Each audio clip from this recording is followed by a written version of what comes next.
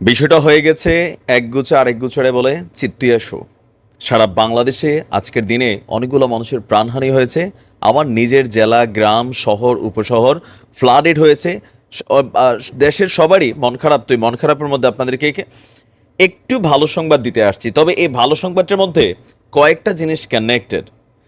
বাংলাদেশ যখন চীনের সাথে, মানে সর্বশেষ আওয়ামী লীগ সরকার চীনের সাথে যখন কোনো রকম চুক্তি, কোনো রকম ডিল বা পদ্মা সেতু নির্মাণ সহ বিভিন্ন পার্টনারশিপ, জয়েন্ট ভেঞ্চারে কোনো কাজ করত, তখন ভারত নিয়ে কিন্তু তলে তলে শাসাইতো। এটাই বাস্তবতা। মুটটুট ধরত, নানান ধরনের ডিস্টারবেন্স করেছিল। তো এতদিন আজ্ঞাবহ থাকার কারণে বাংলাদেশ ওইভাবে রিয়াকশন দিতে পারে নাই। বাট আমরা বিশ্বাস করি এবার ডক্টর ইউনূসের সরকার যে ভূমিকায় আছেন, ন্যায্য হিস্যা ইস্যুতে সেই ভূমিকাটা থাকবে। কথা বলছি আমেরিকাকে নিয়ে। আপনার এই মুহূর্তে রাশিয়া এবং ইউক্রেন যুদ্ধে ইউক্রেনের যে কামব্যাকটা, এটা আমি নিজে অনেকটা আশ্চর্য হয়েছি। খবরগুলো দিতে পারছি না দেশের সার্বিক পরিস্থিতির কারণে, ইনশাল্লাহ দিব। তো হঠাৎ করেই আলোচনায় আসছে যে ভারতের উপর ভারতকে নিষেধাজ্ঞার হুমকি দিয়েছে যুক্তরাষ্ট্র, মানে আমেরিকা। কেন? চীন এবং ইরানকে যেই যেই কারণে, যেই যেই ইস্যুতে আপনার বেশ কিছু নিষেধাজ্ঞা দিয়েছে মার্কিন যুক্তরাষ্ট্র, একই স্টাইলে একই সিস্টেমে এবার ভারতের উপর নিষেধাজ্ঞার ঘোষণা আসছে মার্কিন যুক্তরাষ্ট্রের প্রশাসনের পক্ষ থেকে। এখন আমেরিকার হিসাবটা রাশিয়া ইউক্রেন যুদ্ধকে কেন্দ্র করেই। আপনার 2022 সালে যখন রাশিয়া ইউক্রেন যুদ্ধ শুরু হলো, তখন আমাদের এই অঞ্চলের মধ্যে সবচেয়ে বেশি বেনিফিটেড হয়েছে এই যুদ্ধের কারণে, সেটা হচ্ছে ভারত। রাশিয়া তখন তেলের যে পশ্চিমা কাস্টমারগুলো সেটাকে হারিয়ে ফেললো, গ্যাসের যে পশ্চিমা কাস্টমারগুলো অনেকটা হারাই ফেললো।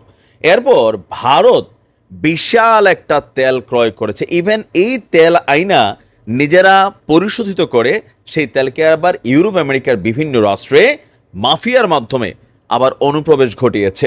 আর এতে অর্জন করেছে বিশাল বৈদেশিক মুদ্রা। আমরা বাংলাদেশও ভারত থেকে কিন্তু রাশিয়ার এই ক্রুড অয়েলটাকে কিনে আনছি। এছাড়াও রাশিয়া ইউক্রেন যুদ্ধে পুতিনের পক্ষে ভারত কিন্তু একটা শক্ত অবস্থান নিয়েছিল তাদের ব্যবসায়িক স্বার্থে। কিন্তু আমেরিকা বলছে এই ব্যবসাটা এবার বন্ধ করো। তবে এটাতে পুতিন কিন্তু কিছুটা বিপদে পড়তে যাচ্ছে। রাশিয়ার সাথে বন্ধুত্ব নষ্ট না করার ফলে যুক্তরাষ্ট্রের চোখ রাঙানিকেও অগ্রাহ্য করে রাশিয়ার সাথে ভারতের দ্বিপক্ষীয় বাণিজ্যের পরিমাণ 2023 সালে ছিল 5,45,466 কোটি রুপি। ইভেন 2030 সালের মধ্যে এই অঙ্কটাকে প্রায় 84 লক্ষ কোটিতে নিয়ে যাওয়ার প্রচেষ্টা আছে ভারতের। তাই এবার সরাসরি বাণিজ্যিকভাবে আঘাত হানতে আপনার সিদ্ধান্ত নিতে যাচ্ছে যুক্তরাষ্ট্র। মেইন ইস্যুটা যেখানে ক্ষেপণাস্ত্র বা প্রতিরক্ষামূলক অস্ত্র তৈরিতে ব্যবহার করা সম্ভব এমন যন্ত্রাংশ বা প্রযুক্তি অথবা সরঞ্জাম রাশিয়াকে সরবরাহ করার পরিণাম সম্পর্কে সচেতন করছে যুক্তরাষ্ট্র।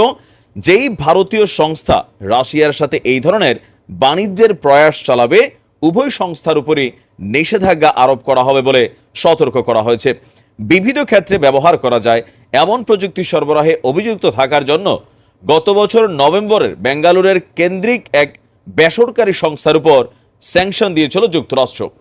আপনার বৈদ্যুতিক উপাদান, যন্ত্রাংশ, ড্রোন এবং ড্রোনের জন্য সফটওয়্যার হলো কিছু দ্বৈত ব্যবহারের সামগ্রী যা অসামরিক এবং সামরিক উভয় ক্ষেত্রেই ব্যবহার করা যেতে পারে।